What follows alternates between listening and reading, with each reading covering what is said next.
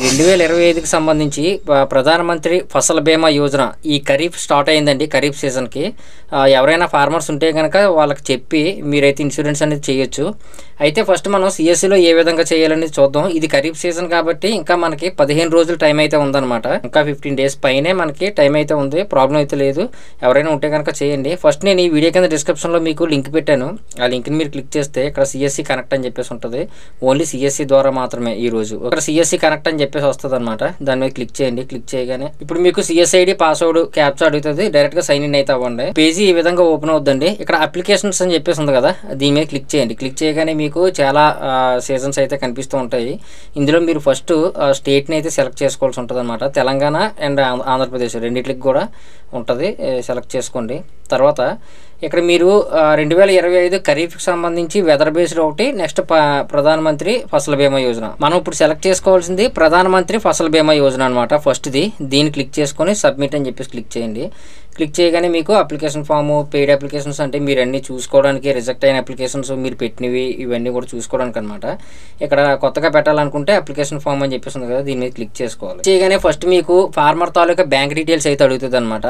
ఇక్కడ మీరు ఎస్ అని చెప్పేసి టిక్ చేసుకోండి. ఇక్కడ ఐఎఫ్ఎస్సి కోడ్ ఇవ్వండి, వెరిఫై చేయండి. వెరిఫై చేయగానే మీకు ఏమవుద్దంటే ఇక్కడ స్టేట్ నేము, డిస్ట్రిక్ట్, ఆ బ్యాంక్ ఏ బ్రాంచ్, బ్యాంక్ నేమ్ ఏంటి, ఇవన్నీ కూడా వచ్చేస్తాయి. నెక్స్ట్ అకౌంట్ టైప్ కూడా సెలెక్ట్ చేసుకోండి. ఇక్కడ లోన్ అకౌంట్ కూడా ఇవ్వచ్చు అనమాట. లోన్ అకౌంటా లేదంటే సేవింగ్ అకౌంటా. కరెంట్ అకౌంట్ అయితే ఇందులో ఇవ్వలేదు మనకి.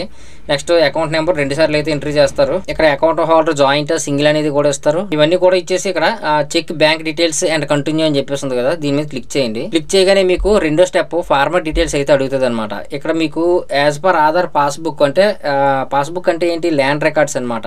మన పట్టదారు పాస్బుక్ అయితే ఉంటుంది కదా, దాంట్లోని నేమ్ ఏ విధంగా ఉందో అదే విధంగా ఎంట్రీ చేయండి. ఆధార్ కార్డు ప్రకారంగా కాదు, పట్టదారు పాస్బుక్ ప్రకారంగా.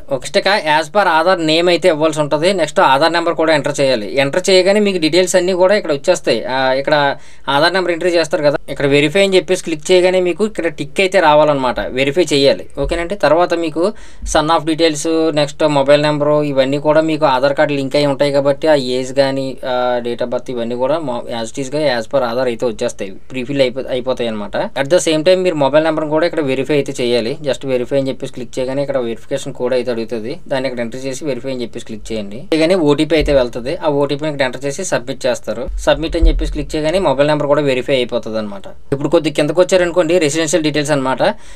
స్టేటు, నెక్స్ట్ మీ యొక్క డిస్ట్రిక్ట్, తర్వాత మండలం, నెక్స్ట్ విలేజ్, ఇవన్నీ కూడా మీకు యాజ్ పర్ ఆధార్ అయితే తీసుకుంటుంది. ఒకవేళ తీసుకోలేకపోతే కనుక మీరు మాన్యువల్గా మీరు సెలెక్ట్ చేయండి.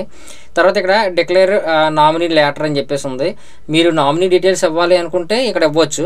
మీ రిలేటివ్, మీ వైఫ్ అండ్ హస్బెండ్ ఎవరిదైనా సరే. ఒకవేళ నేను ఇవ్వను, అవసరం లేదనుకుంటే దీని మీద టిక్ చేసేసుకుంటే ఆ కాలం అనేది పోద్ది అనమాట. తర్వాత సేవ్ అండ్ కంటిన్యూ అని చెప్పేసి క్లిక్ చేయండి. చేయగానే మీకు థర్డ్ స్టెప్ ఈ విధంగా ఓపెన్ అవుతుంది అనమాట. క్రాప్ డీటెయిల్స్ అయితే మనం ఇవ్వాల్సి ఉంటుందండి. అంటే ఇప్పుడు మనం ల్యాండ్ ఎక్కడైతే ఉందో ఆ యొక్క డిస్ట్రిక్ట్, మండలం, పంచాయతీ, విలేజ్, ఈ మొత్తం 4 కూడా సెలెక్ట్ చేయాలన్నమాట. ల్యాండ్ ఎక్కడైతే ఉందో మీ పట్టదారు పాస్బుక్లో అడ్రస్ ఉంటుంది, దాని ప్రకారంగా అనమాట.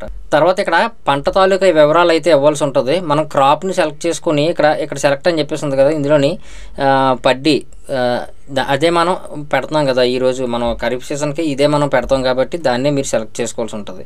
నెక్స్ట్ ఇక షోయింగ్ డేట్ అంటే మీకు ఆ పంట ఎప్పుడు వేసారు అనేది ఆ డేట్ని అయితే మీరు మెన్షన్ చేసుకోండి. ఒక 2-3 ఇయర్స్ బ్యాక్ పెట్టుకుంటే మంచిదన్నమాట.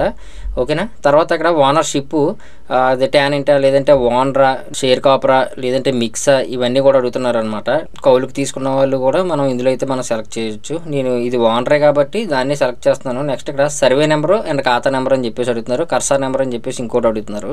ఇక్కడ సర్వే నెంబర్ అంటే మీ యొక్క పట్టదారు పాస్బుక్లో ఉంటుంది. ఇప్పుడు మామూలుగా సర్వే నెంబర్ ఎలా ఉంటుంది, 2-56, 2-36 అలా అయితే ఉంటుంది కదా, అది సర్వే నెంబరు.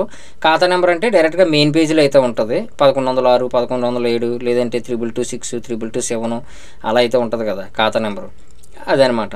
ఈ రెండింటిని కూడా వేసేస్తారు. నేను ఇక్కడ జస్ట్ 69/5 అని చెప్పేసి 69-5 సర్వే నెంబరు. నెక్స్ట్ ఖాతా నెంబర్ కూడా ఇక్కడ ఎంటర్ చేస్తున్నాను. ఇక్కడ వెరిఫై అని చెప్పేసి క్లిక్ చేయగానే ఇక్కడ మీకు వెబ్లాండ్ ఆధారంగా ఏదైతే ఆన్లైన్లో ఉందో ఆ డీటెయిల్స్ మీకు ఇక్కడ ఫెచ్ అయిపోతాయి అనమాట ఆటోమేటిక్గా. ఓకేనండి. తర్వాత మీరు ఏం చేయాలంటే ఒకవేళ ఇంకా సర్వే నెంబర్ ఇంకోటి యాడ్ చేయాలనుకోండి, add crop or survey number insurance అని చెప్పేసి ఉంది కదా, దీని మీద క్లిక్ చేసుకొని అలా ఎన్ని అయితే అన్నీ కూడా మీరు యాడ్ చేయొచ్చు అనమాట. అన్నీ కూడా యాడ్ చేయాలి కంపల్సరీగా. ఓకేనా. తర్వాత ఇక్కడ ప్రీమియం ఎంత అయితే వస్తుంది, నెక్స్ట్ ఫార్మర్ ఇప్పుడు ప్రెజెంట్ ఎంత పే చేయాలి, టోటల్ ప్రీమియం ఎంత, ఇవన్నీ కూడా మీకు ఇక్కడ డీటెయిల్స్ అయితే వస్తాయి అనమాట. అలాగే మీరు ఎన్ని సర్వే నెంబర్లు అయితే అన్ని సర్వే నెంబర్లు కూడా యాడ్ చేయండి. ఖాతా నెంబరు, సర్వే నెంబరు ఇచ్చి వెరిఫై చేస్తూ ఉంటే వెబ్లాండ్ ఆధారంగా మీకు తీసుకొని 1 by 1 యాడ్ అవుతూ ఉంటాయి అనమాట. తర్వాత ఇక్కడ పాస్బుక్ని మనం అప్లోడ్ చేయాలి. ఇక్కడ 4th స్టెప్ అనమాట ఇది. పాస్బుక్ అంటే ఏముంటుంది, మనకి ల్యాండ్ పాస్బుక్ అనమాట. First page and land back side page, ఈ రెండింటిని కూడా పీడిఎఫ్లో మనం మర్జ్ చేసి ఇందులో అయితే మనం అప్లోడ్ చేయాలి. నెక్స్ట్ ల్యాండ్ రికార్డ్స్ అని చెప్పేసి ఉంది కదా, మనం ఏదైతే ఫస్ట్ ఇచ్చామో ఇదే ఇక్కడ కూడా అప్లోడ్ చేసేవచ్చు.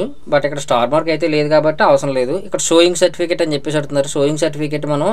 షోయింగ్ సర్టిఫికేట్ అనేది కొంతమందికి అడుగుతుందండి, కొంతమందికి అడగదు. ఒకవేళ అడిగిన వాళ్ళకి ఖచ్చితంగా ఇక్కడ స్టార్ మార్క్ అయితే ఉంటుంది అనమాట. ఖచ్చితంగా మనం అప్లోడ్ అయితే చేయాలి. ఇది ఎక్కడ ఇస్తారంటే ఏఓ ఆఫీస్లో అయితే ఇస్తారు. మనకి అగ్రికల్చర్ ఆఫీస్కి వెళ్ళామనుకోండి, అక్కడ మీరు షోయింగ్ సర్టిఫికేట్ తీసుకోవచ్చు. అలాగే జస్ట్ ఏం లేదు, మీ యొక్క డీటెయిల్స్, ల్యాండ్ డీటెయిల్స్ అన్నీ రాసి కింద స్టాంప్ వేసి సిగ్నేచర్ పెట్టిస్తారనమాట మామూలుగా. అది మీరు ఇక్కడ అయితే అప్లోడ్ చేయొచ్చు. అలాగే టానెంట్ సర్టిఫికేట్ కూడా మీరు అక్కడే తీసుకోవచ్చు.